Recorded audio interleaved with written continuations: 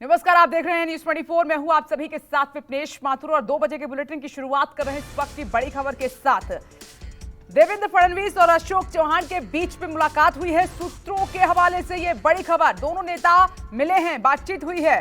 कल देवेंद्र फडणवीस अशोक चौहान से उन्होंने मुलाकात की। गणेश उत्सव के दौरान दोनों नेताओं की मुलाकात हुई है और इस मुलाकात के मायने भी निकाले जा रहे हैं। ये बड़ी खबर, इससे पहले न्यूज 24 ने आपको खबर दी थी कि कांग्रेस के तकरीबन 7 जो हैं विधायक जल्द बीजेपी ज्वाइन कर सकते हैं। इंद्रजीत इस वक्त हमारे साथ मौजूद हैं। इंद्रजीत, दोनों नेताओं की मुलाकात क्या इशारा कर रही है?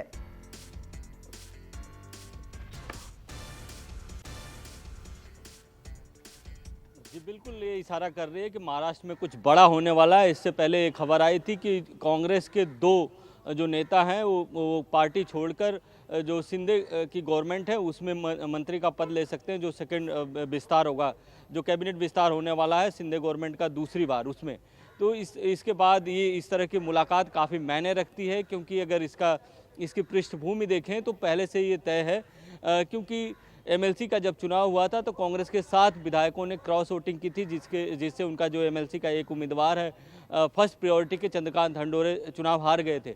इतना ही नहीं, जब यहाँ पर विश्वास मत की वोटिंग हुई तब 10 लोग कांग्रेस के नहीं आए थे। उसमें से अगर बात करें तो अशोक चौहान भी विश्वास मत के समय में सदन में उपस्थित नहीं थे। तो कहीं ना कहीं सवाल बहुत लंबे समय से उठ रहे थे और अब जब इस तरह की खबरें आई हैं और ये जो मुलाकात हुई है, बताया जाता है कि ये जो मुलाकात हुई है जो एकनाथ शिंदे गुट और बीजेपी के बीच कोऑर्डिनेटर का काम करते हैं आशीष कुलकर्णी, उनके घर पर हुई है। हालांकि अभी तक जो अशोक चौहान के लोग हैं अनऑफिशियल तौर पे ये कह रहे हैं कि ये मुलाकात महज एक संयोग है और दोनों लोग जो है अलग अलग समय पे गणपति दर्शन के लिए गए थे। क्योंकि महाराष्ट्र में ये चलन है कि सभी नेता एक दूसरे के यहाँ गणपति दर्शन के लिए जाते हैं। लेकिन ये खबरें ऐसे समय में आ रही हैं जब ऐसी चर्चा है कि कांग्रेस की कोटे से 2 लोग मंत्री बन सकते हैं शिंदे कैबिनेट में। और कहीं ना कहीं इसकी पृष्ठभूमि आप देखिए तो जो विधान परिषद का चुनाव है उससे तय है।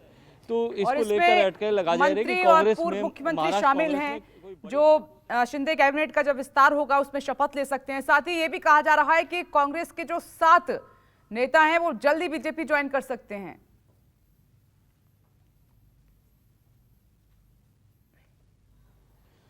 जी बिल्कुल, जब ये क्रॉस वोटिंग हुई थी एमएलसी चुनाव को लेकर तब कांग्रेस ने एक कमेटी बनाई थी, हाई पावर कमेटी। उसकी जांच भी हुई, ये भी हुआ कि इन नेताओं पर कार्रवाई होगी जिन लोगों ने पार्टी के खिलाफ जाकर वोटिंग की है। लेकिन अभी तक उस पर कोई कार्रवाई नहीं हुई। शायद यही कारण है कि कांग्रेस को भी लग रहा था कि जिन नेताओं पर कार्रवाई होनी है उसमें से हो सकता है कोई बहुत बड़ा नाम हो। अगर अशोक चौहान की पृष्ठभूमि की बात करें तो अशोक चौहान राज्य के मुख्यमंत्री रह चुके हैं। इसके अलावा बड़े मराठा चेहरा के रूप में हैं। इतना ही नहीं, यहाँ पर महाराष्ट्र के प्रदेश अध्यक्ष भी रह चुके हैं। तो कहीं ना कहीं पार्टी संगठन पर भी उनकी काफ़ी अच्छी पकड़ है और अपने इलाके में तो उनकी पकड़ है ही।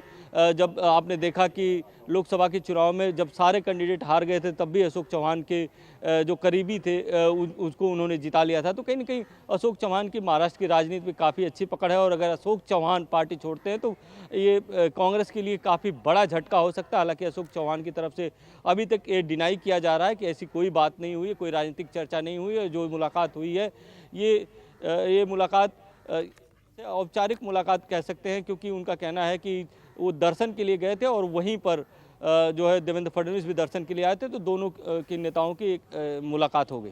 ठीक है, शुक्रिया आपका इंद्रजीत तमाम जानकारी के लिए। और ये 3 तस्वीरें आपके सामने, इस मुलाकात के मायने हम समझने की कोशिश कर रहे हैं। राज ठाकरे से भी गठबंधन हो सकता है क्योंकि राज ठाकरे से भी बीजेपी के बड़े नेता लगातार मुलाकात कर रहे हैं। तो क्या महाराष्ट्र में कांग्रेस को बड़ा झटका लगने? नमस्कार, मैं हूं मानक गुप्ता। अगर आपको हमारा ये वीडियो पसंद आया हो तो इसे लाइक और शेयर जरूर करें और हाँ, हमें सब्सक्राइब और फॉलो करना ना भूलें ताकि आप देश और दुनिया की कोई खबर मिस ना करें। तो जुड़े रहिए हमारे साथ और देखते रहिए न्यूज़ 24।